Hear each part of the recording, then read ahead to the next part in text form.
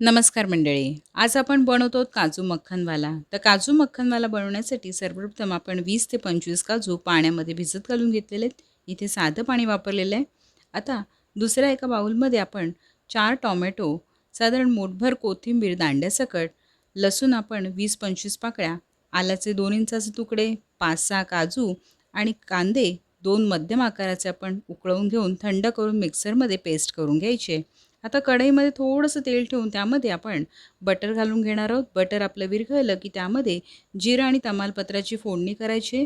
भिजत घातलेले काजू आपण यामध्ये घालून घ्यायचे.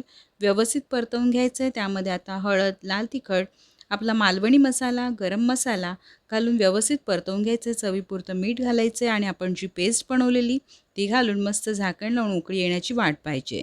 झटपट आपली काजू मक्खनवालाची भाजी तयार झालेली आहे. यामध्ये कसुरी मेथी आणि वरून थोडं मक्खन म्हणजे बटर घालून गरमागरम सर्व करा. वरून कोथिंबीर घातलेली आहे. नक्की ट्राय करा ही रेसिपी. चॅनलला सबस्क्राईब करायला विसरू नका. धन्यवाद.